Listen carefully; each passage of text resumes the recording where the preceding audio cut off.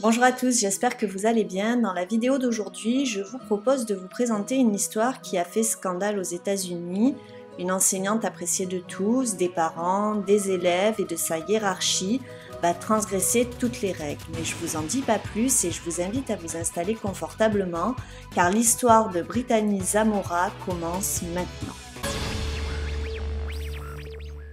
Brittany Zamora est née le 5 janvier 1991, c'est la plus jeune de sa fratrie, c'est une petite fille sage qui se soucie beaucoup des autres. Mais lorsqu'elle a 13 ans, son monde s'écroule, son père quitte sa mère pour sa maîtresse enceinte, alors que celle-ci vient d'apprendre qu'elle est atteinte d'une sclérose en plaques. C'est un véritable choc pour Brittany qui était très proche de son père. En plus de quitter sa mère, il coupe également les ponts avec ses enfants d'un premier mariage pour repartir à zéro avec sa nouvelle femme, sa nouvelle famille. Brittany est la seule fille encore à la charge de sa maman et c'est elle qui va s'occuper de sa mère malade. Elle va la soigner, elle va s'occuper d'elle, de la maison. Ce fut une période très difficile pour elle et pour surmonter tout cela, elle se mit à étudier nuit et jour comme pour oublier la triste réalité. Elle se renferme sur elle-même, elle devient déprimée. Malgré tout, elle affiche toujours un sourire en public comme pour cacher sa souffrance intérieure. Cette période lui laissera des cicatrices émotionnelles indélébiles. Brittany a un rêve, elle veut être enseignante et elle est prête à tout pour le réaliser. Son travail acharné va lui permettre de réussir brillamment ses études. À l'âge de 16 ans, elle se rend à un premier entretien d'embauche car elle souhaite trouver un petit job en parallèle de ses études. Lorsqu'elle arrive à l'adresse indiquée, elle arrive au même moment qu'un jeune garçon de 16 ans également, un certain Daniel. Pour lui, c'est aussi son premier entretien d'embauche et lorsque leurs regards se croisent, quelque chose se passe immédiatement, une sorte de coup de foudre. Alors je peux pas vous dire si ce jour-là, Brittany a réussi son entretien d'embauche, mais ce que je peux vous dire, c'est que ce jour-là, elle a rencontré celui qui allait devenir son futur mari. Les années suivantes, elle travaille dur et sort diplômée de l'Arizona State University en 2013. Aux yeux de tous, Brittany et Daniel forment un couple de rêve. En 2015, Daniel met le paquet pour la demander en mariage. Le jour de son anniversaire, il l'emmène faire son premier saut en parachute. Ce jour-là, il saute en premier. Et lorsque Brittany atterrit, une banderole « Veux-tu m'épouser » l'attend accompagnée d'une musique de Jason Derulo et c'est sous l'œil des caméras que Brittany accepte. En 2016, elle obtient son diplôme lui permettant d'enseigner à l'école primaire de la maternelle à la 8e année. Alors pour vous expliquer un peu, aux États-Unis, le découpage de la scolarité est un peu différent d'en France. La scolarité se découpe en 3 temps. Vous avez l'équivalent de l'école élémentaire, donc du premier grade qui correspond au CP, au 5e grade qui correspond au CM2. Puis les enfants vont à la middle school ou à la junior high school qui correspond à notre 6e, 5e, 4e. La 3e en France correspond aux États-Unis à la première année de lycée. Le lycée aux États-Unis va du 9e au 12e grade et le 12e grade est considéré comme la terminale. Brittany est donc diplômée pour enseigner aussi bien à l'école élémentaire qu'au collège. Brittany mène donc la vie dont elle a toujours rêvé, elle a un mari aimant et elle exerce le métier de ses rêves. Professionnellement, Brittany est comblée, c'est une jeune enseignante de 27 ans, appréciée et reconnue de tous. Elle est nommée enseignante de l'année en 2015-2016 alors qu'elle enseigne en 5e année à l'école primaire de Littleton. Elle sera également élue l'enseignante du mois en 2017. Pour résumer un petit peu, tous les parents aimeraient que Brittany soit l'enseignante de leur enfant. Elle est très appréciée au sein de l'école, elle organise des événements caritatifs, elle entraîne l'équipe de volley féminine de l'école, elle participe aussi à de nombreux événements tels que la marche pour l'autisme ou autres. Nous sommes donc en 2018, Brittany travaille à l'école primaire Las Brisas Academy à Goodyear en Arizona depuis moins d'1 an. Cette école regroupe l'Elementary School et la Middle School, donc du CP à notre 4e. Et comme je vous l'ai dit, Brittany est l'une des enseignantes les plus plébiscitées par les parents d'élèves. Mais vous allez vite découvrir que l'enseignante tant aimée, qui avait toute la confiance des parents, va profiter de sa position pour abuser de l'un de ses élèves. Tout a commencé lorsque l'un des élèves de Brittany, âgé de 13 ans, a brusquement changé de comportement. Il était plus renfermé et cela inquiétait son père et sa belle-mère avec qui il vivait. Pour que ce soit plus facile, tout au long de la vidéo, nous allons l'appeler X, car son identité n'a pas été dévoilée pour des raisons évidentes. Les parents de X se rendent donc compte que leur fils est distant, il s'enferme, s'isole dans sa chambre et refuse de laisser la porte ouverte. Ses parents décident donc de placer une application de surveillance parentale appelée Sentry sur son téléphone afin de surveiller ses échanges sur le net et sur les réseaux sociaux. Certaines personnes n'osent pas faire cela car ils ont l'impression entre guillemets de violer l'intimité de leurs enfants, mais vous allez découvrir que c'est grâce à cette application que la vérité va être découverte. Les parents ont eu le bon comportement, ils ont repéré chez leur fils un changement de comportement, ils ont donc décidé de surveiller ces échanges sur les réseaux sociaux en installant une application. Ils avaient configuré l'alerte en ciblant certains mots. Ainsi, chaque fois que le mot apparaissait, les parents recevaient une copie du message. Ce jour-là, plusieurs alertes ont été lancées concernant le mot « baby ». La belle-mère a reçu les messages et c'est avec stupéfaction qu'elle s'est rendue compte que les messages provenaient de Brittany Zamora. Elle connaissait son nom de profil car elle avait déjà échangé des messages via Instagram avec elle auparavant. Sous le choc, elle montra la conversation à son mari lorsqu'il rentra à la maison. Ils eurent une conversation avec leur fils et ils lui ont dit « Nous avons besoin que tu sois complètement honnête avec nous, nous connaissons déjà la réponse, mais nous avons juste besoin que tu nous dises la vérité. » Là encore, les parents ont eu la bonne attitude, ils ont engagé un dialogue sincère avec leur fils, même si ce n'était certainement pas une conversation facile à avoir. Son père lui demanda alors « As-tu fait quelque chose avec ta prof? Avez-vous eu des relations sexuelles ?» Il a répondu oui et il a donné plus de détails. Tout a commencé lorsqu'un jour Brittany annonce à ses élèves qu'elle sera présente à l'école le jour suivant alors qu'il n'y a pas cours. Elle leur propose alors de lui envoyer des messages via l'application de l'école s'ils s'ennuient. X contacte alors Brittany le lendemain et les messages prennent rapidement une tournure inappropriée. Brittany et X vont clairement commencer à flirter ensemble. Elle lui envoie une photo d'elle nue et une autre en lingerie, et lui, il lui envoie des photos de lui nu. Dans la conversation, elle lui dira qu'elle veut lui faire une fellation car, dit-elle, il en a une grosse. Bon là franchement c'est assez scandaleux, une enseignante de 27 ans qui flirte avec son élève de 13 ans, mais les choses vont devenir rapidement de plus en plus sérieuses et le couple, si je puis dire, va commencer à avoir des relations sexuelles. Un jour, alors que les enfants sont en classe, Brittany projette une vidéo et elle en profite pour faire venir X au fond de la classe avec elle. Pendant que les autres élèves regardent la vidéo, ils en profitent pour se caresser mutuellement. En tout, X et Brittany vont reconnaître 4 relations sexuelles entre le 1er février et le 8 mars 2018. Ils se sont retrouvés la nuit 2 fois alors que X était parti dormir chez ses grands-parents. Elle l'a contacté pour lui demander où il se trouvait. Elle lui a dit que son mari était parti à la pêche et qu'elle voulait le voir. Elle l'a alors rejoint dans le voisinage, lui il a trouvé un prétexte pour sortir et l'a retrouvé dans sa voiture où elle lui fera une fellation. Elle va rejoindre X à 2 reprises devant chez ses grands-parents, la deuxième fois ils seront interrompus par un appel de Daniel disant à Brittany qu'il rentre de la pêche plus tôt que prévu. Les deux vont véritablement commencer à entretenir une liaison. Ils s'envoient de nombreux textos explicites et l'adolescent lui laisse des petits mots en classe sur lesquels il écrit « You are sexy ». Dans certains messages, on peut voir qu'il lui dit qu'il veut avoir de nouveau des relations sexuelles avec elle.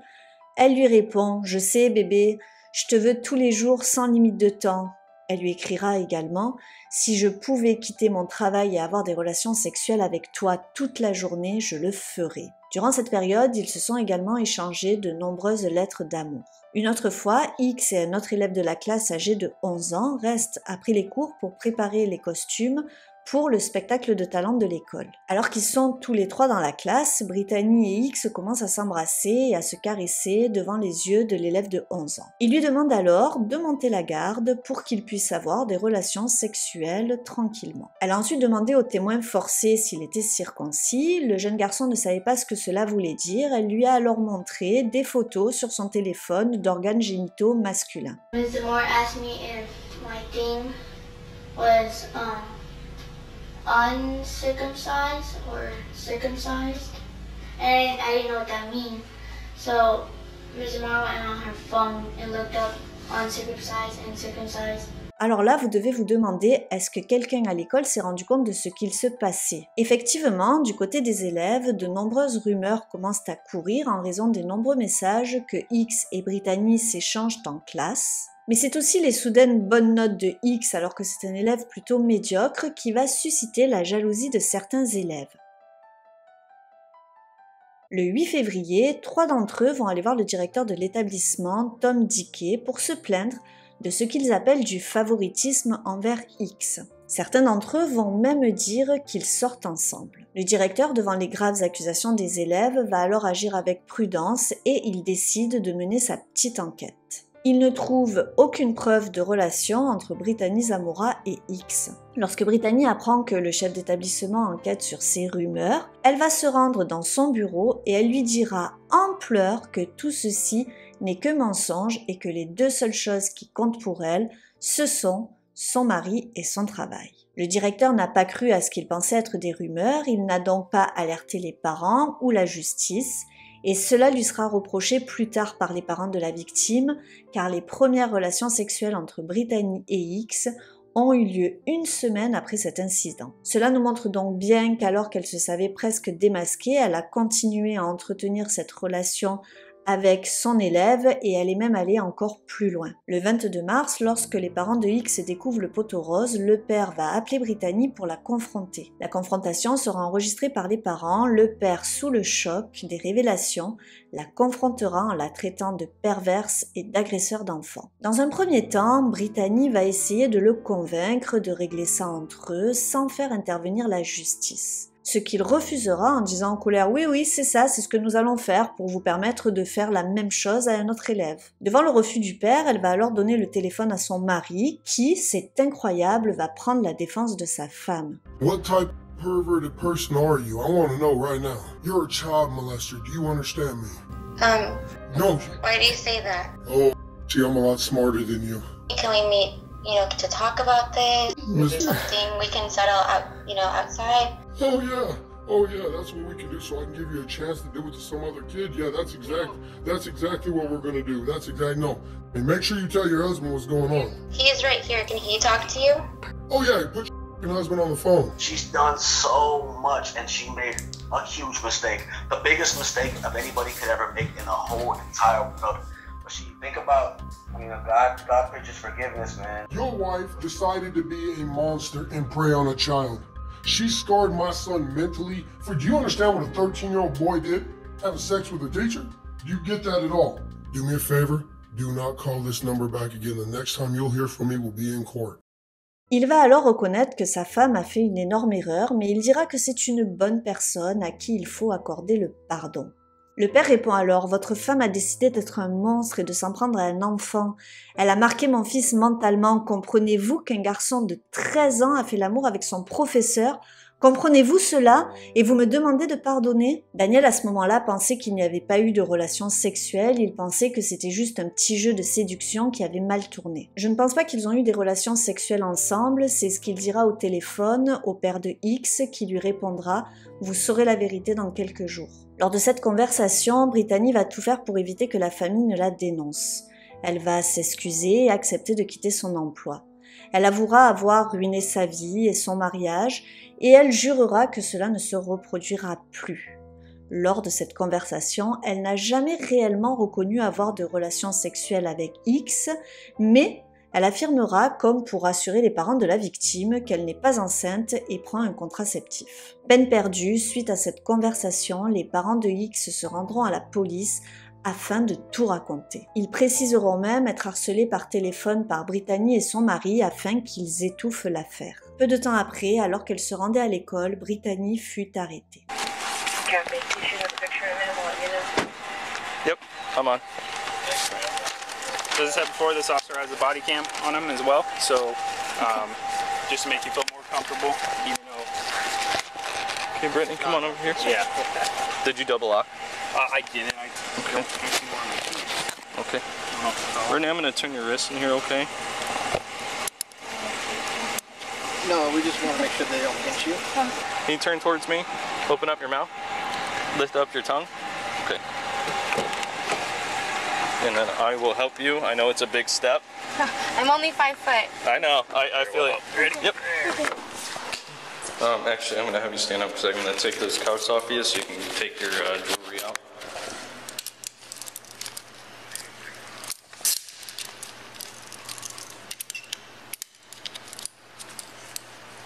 Okay.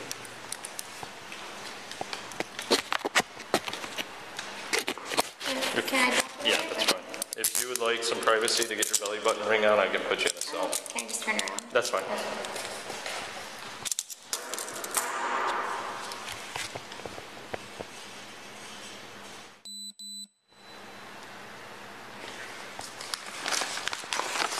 Any other jewelry that I need to be aware of? Okay.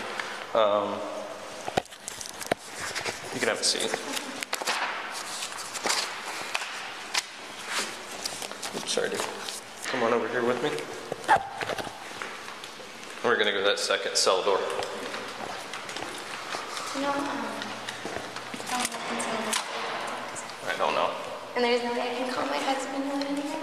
They'll talk to you and everything, explain what they're doing, but just sit tight, okay?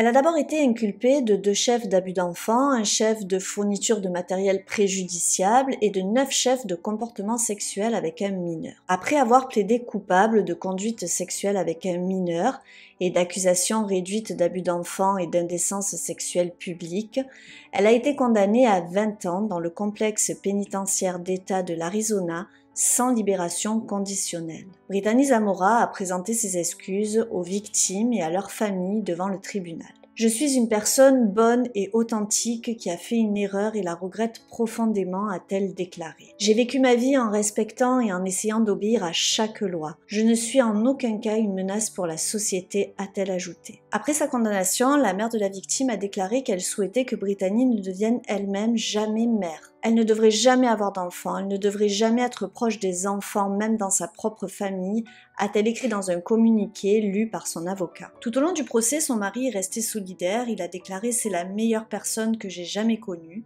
Il est resté à ses côtés, même après qu'elle ait admis avoir eu des relations sexuelles avec le garçon au tribunal. Au cours de l'enquête, Daniel a appelé le père de la victime pour défendre sa femme, pour lui dire que Brittany s'était trompée mais qu'elle aimait les enfants. Il aurait demandé à la famille de la victime de gérer la situation à l'amiable, ajoutant qu'ils devraient se rencontrer et régler cela. Il a également été poursuivi par les parents de la victime pour ne pas avoir alerté les autorités après avoir appris l'agression en cours. Les dossiers judiciaires l'ont montré la coachant lors du premier appel téléphonique après la découverte des messages. Daniel envoyait des textos à sa femme lors de l'appel aux parents. Il l'a encouragée à pleurer, à s'excuser fréquemment et à faire tout ce qu'elle pouvait pour paraître impuissante durant cet appel. Il lui a conseillé d'insister pour se rencontrer en personne, juste au cas où le père enregistrerait la conversation. Il lui a envoyé un texto sur lequel il a écrit « N'admets aucune relation » parce que nous savons tous les deux qu'il n'y en a pas et que rien ne s'est passé. Juste une stupide conversation fantasmatique qui est allée trop loin. Il a pressa également de raccrocher quand il sentit que la conversation avait duré trop longtemps. L'affaire entre Daniel et les parents de X fut réglée à l'amiable pour un montant non divulgué. En prison, Brittany a demandé le divorce. Elle a déclaré ne pas vouloir changer de nom, mais vouloir que tous les biens acquis durant leur mariage, ainsi que leur maison, reviennent à son mari une fois le divorce finalisé. La famille a également poursuivi le district scolaire pour ne pas avoir correctement suivi les informations faisant état de la relation sexuelle. La famille réclame 2,5 millions de dollars de dommages et intérêts. La procédure est toujours en cours. Le jeune garçon présent dans la salle de classe au moment des ébats entre Brittany et X fut également considéré comme une victime, mais ses parents ont décidé de ne pas porter plainte. Après sa libération en 2038, elle sera en probation pour le reste de sa vie et elle sera inscrite en tant que délinquante sexuelle. Brittany Zamora est donc à présent considérée comme une délinquante sexuelle. On considère qu'il y a entre 3 et 5% des agressions sexuelles qui sont commises par des femmes. Alors ce taux est à prendre avec un certain recul car ce type d'agression est beaucoup moins signalé que les agressions sexuelles commises par des hommes. En effet, il y a diverses croyances qui freinent les hommes ou les garçons à dénoncer ces agressions. La première raison est que les hommes victimes d'agressions sexuelles ont peur de ne pas être crus. Très souvent, l'agression sexuelle féminine est minimisée, voire mal comprise. Il existe en effet certaines perceptions erronées telles que les femmes ne peuvent pas commettre d'agressions sexuelles ou Si les femmes agressent un homme, ils devraient être en mesure de se défendre physiquement. Les femmes ne sont pas dangereuses et lorsqu'elles commettent des agressions sur les hommes, ce n'est pas vraiment traumatisant. En général, les agressions commises par des femmes sont sous-estimées, que ce soit dans le milieu médical ou dans l'opinion publique. Il faut donc une bonne dose de courage à ces victimes pour dénoncer les faits. 50 à 70% de ces victimes ont entre 12 et 17 ans. Dans le cas de Brittany Zamora, nous nous trouvons face à une certaine catégorie de délinquantes sexuelles, la professeure délinquante sexuelle. Lorsque j'ai découvert cette affaire et que j'ai commencé à faire mes recherches, j'ai voulu savoir, comprendre, comment une femme qui avait vraisemblablement tout pour réussir a pu à ce point franchir les limites. Je vais donc vous brosser le portrait type de la professeure délinquante sexuelle afin que vous aussi vous puissiez mieux comprendre. Il existe d'ailleurs de nombreux cas semblables et c'est ce qui m'a frappé lorsque j'ai fait mes recherches. Vous connaissez tous Marie-Kay Le Tourneau. En 1997, elle plaidait coupable d'avoir eu des relations sexuelles avec son élève de 13 ans. Vous connaissez certainement la suite car c'est certainement la plus célèbre, mais il y en a aussi beaucoup d'autres. Les professeurs délinquantes sexuelles n'ont généralement pas le sentiment de faire de mal à leurs victimes, ce qui diffère des autres délinquantes sexuelles. Très souvent, cela commence par ce que l'on appelle en anglais du grooming. Alors pour ceux qui ne connaissent pas ce terme, le grooming, c'est le fait pour un majeur de faire des propositions sexuelles à un mineur de moins de 15 ans, en utilisant un moyen de communication électronique. En France, cela est puni de 2 ans d'emprisonnement et 30 000 € d'amende. Dans l'affaire de Brittany Zamora, effectivement, les premiers contacts se sont faits par l'application de l'école. La professeure commence par apporter une attention particulière à l'élève, elle va le récompenser, lui apporter du soutien, et c'est d'ailleurs cette attention particulière qui a mis la puce à l'oreille à certains autres élèves. C'est un mécanisme de manipulation très puissant car l'enseignante est en position de pouvoir. Elle va passer beaucoup de temps avec l'élève, à l'école et en dehors. Petit à petit, elle va commencer à avoir l'élève dans des lieux privés, elle va le conduire ou le raccompagner en voiture. Tous ces signes représentent des indicateurs potentiels d'une attention particulière qui pourrait être liée à des abus. Alors bien évidemment, toutes ces situations ne sont pas liées à des abus, mais ce sont des facteurs de risque auxquels nous devons rester vigilants. On peut avoir tendance à penser que certaines de ces relations sont des relations sentimentales incomprises, notamment lorsqu'il s'agit d'un étudiant de 16-17 ans, mais les recherches indiquent que les professeurs délinquantes sexuelles ciblent des adolescents en difficulté ou traversant une période difficile, ce qui annule le raisonnement qui pourrait laisser penser que la victime est mature, émotionnellement prête à avoir cette relation. Elle sélectionne des victimes qu'elle croit pouvoir contrôler. Effectivement, X était un élève qui avait des difficultés et des problèmes de comportement, il avait 2 ans de retard et plusieurs fois ses parents ont été convoqués par le directeur car il se montrait agressif avec les autres élèves. La relation commence par des contacts physiques pour voir comment la victime va réagir. Va-t-elle se plaindre? Va-t-elle se laisser faire? Ou va-t-elle la repousser? On est donc bien dans une relation prédatrice, ce n'est pas une relation consensuelle incomprise. La relation ne naît pas d'une opportunité, souvent d'ailleurs ces femmes sont mariées ou en couple. L'enseignante va alors tenter de gagner la confiance des parents, proposer des cours particuliers dans le but d'avoir plus facilement accès à l'élève. Les parents de X avaient établi une relation de confiance avec Brittany, la belle-mère avait même échangé quelques messages avec elle sur les réseaux sociaux. Généralement, ces femmes ont du mal à comprendre que la relation n'est pas saine même si elles ciblent leur victime. Elles n'ont pas l'intention de lui faire de mal et croient en une relation égale. Du côté du profil psychologique, elles ont souvent été victimes d'une relation parent-enfant incohérente. Brittany a connu l'abandon de son père et à l'âge de 13 ans, elle a dû assumer des responsabilités d'adulte en veillant sur sa mère gravement malade. À ce moment-là, les rôles se sont inversés. La plupart d'entre elles avouent s'être senties brutalisées par des hommes adultes et c'est ce qui les a amenées à s'intéresser à des adolescents. Lorsqu'elles entretiennent cette relation, elles ont l'impression de revenir à leurs propres sentiments adolescents, c'est une forme de régression. La prof espère que l'ado l'aimera et l'acceptera comme les hommes adultes ne l'ont pas fait. Elle pense pouvoir partager des sentiments plus intimes avec les adolescents. Elles idéalisent la relation comme une relation romantique, notamment au début, et elles sont toujours blessées lorsque la victime plus tard les rejette. Brittany savait que X avait le béguin pour une autre fille de son âge, elle lui a interdit de lui parler et elle l'a même menacé d'envoyer d'autres filles pour la frapper s'il se rapprochait d'elle. Ce qui nous montre bien qu'elle raisonnait comme une adolescente et non pas comme une adulte représentante de l'autorité. Enfin, cette histoire nous rappelle que les parents doivent être au courant des activités de leurs enfants sur les téléphones et les réseaux sociaux et savoir avec qui ils sont en contact. Les plus jeunes sont des cibles faciles et nombreux sont les prédateurs. Je pense qu'il est important d'avoir un regard sur ce que font nos enfants, avec qui ils sont en contact dans la vie réelle et virtuelle. Je vous rappelle qu'elle avait tenté d'aborder un deuxième élève. Brittany Zamora a pris 20 ans de prison, mais en terminant cette vidéo, je ne peux m'empêcher de penser à notre président de la République française qui a rencontré sa femme alors qu'il était un élève de 15 ans. Alors certaines sources diront qu'il avait 16 ans et elle était son professeur de théâtre. Il n'avait pas 13 ans, mais il avait tout de même 15 ans au moment de leur rencontre. Dites-moi en commentaire ce que vous pensez de la condamnation de Brittany Zamora. Trouvez-vous sa peine justifiée ou trop lourde ? Pensez-vous que les parents de X se sont servis de cette affaire pour s'enrichir? J'espère que vous avez apprécié cette vidéo. N'hésitez pas à liker, vous abonner si ce n'est pas déjà fait. Ça fait vraiment plaisir et ça motive. Moi, je vous dis à très vite pour une nouvelle histoire criminelle sur ma chaîne. Mais jusqu'ici, gardons l'œil sur nos enfants et surtout, restons prudents.